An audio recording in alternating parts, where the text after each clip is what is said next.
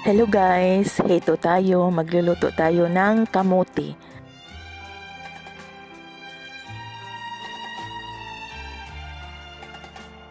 Ito na guys, bali babalatan na natin ang ating kamuti.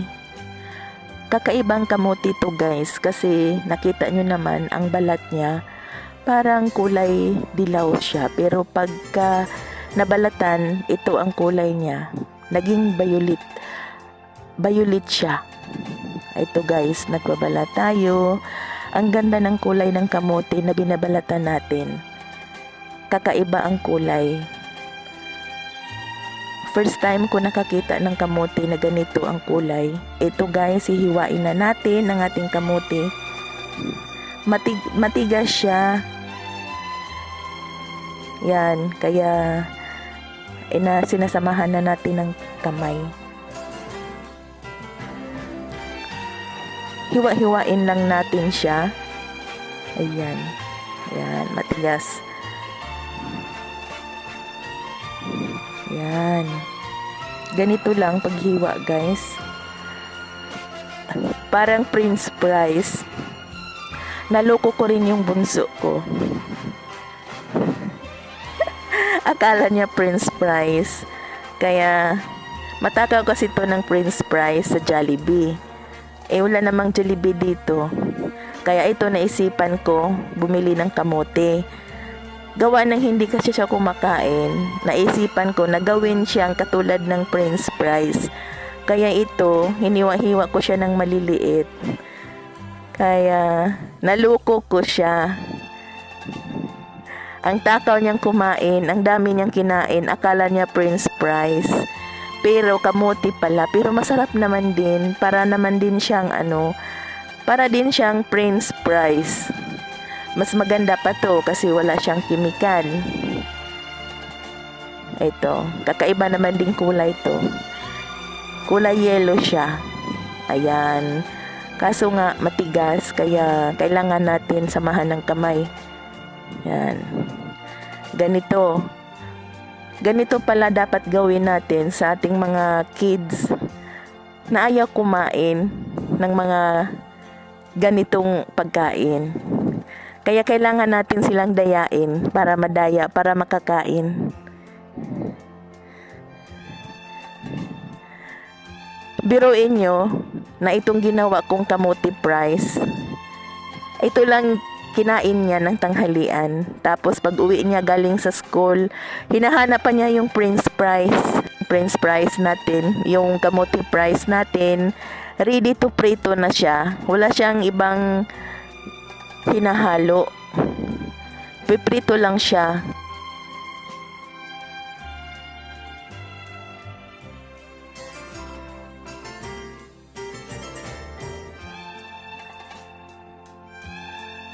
Ito, bali mag-iinit tayo ng lutuan. Hindi kawali yung ginamit natin guys. Ito ang ginamit ko para makrunchy siya. Ito, lagyan na natin ng mantika.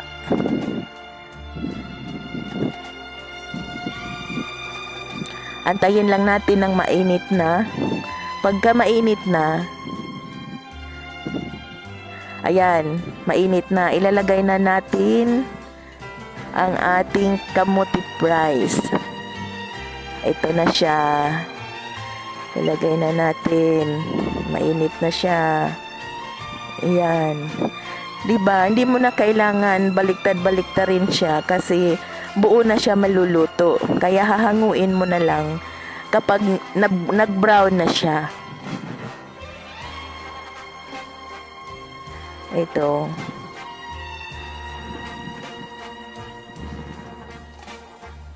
Tsaka marami din yung malalagay mo. Yan. Antayin natin yan kapag maluto na. Tapos haunin na natin.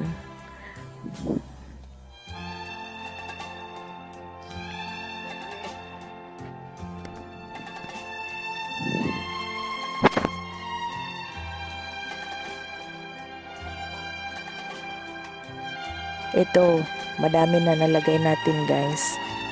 Kaya antayin natin siya na maluto. Ito na, tiningnan ko siya kung ano ba, na brown na ba. Ayan.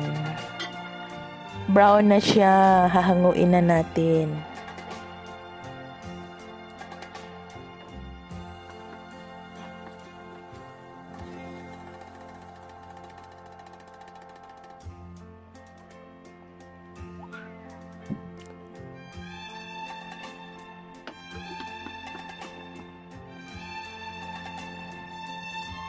Wala kasi tayong pangsala guys, kaya ito lang ginagamit natin.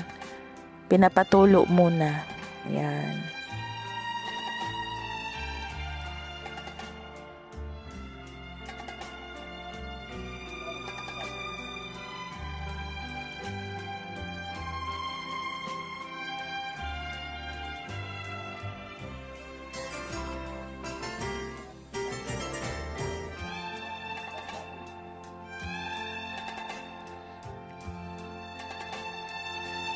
Ito na siya, yung naprito natin guys. Para talaga siyang French fries. Yan. Ang sarap. Crunchy siya. Malinamnam. Hindi natin kailangan lagyan ng asukal. Kasi matamis naman yung kamote. At saka fresh na fresh. Kakakuha lang namin nito. Galing sa puno mismo ng kamote. Ito, let's eat na tayo guys. Yummy yummy.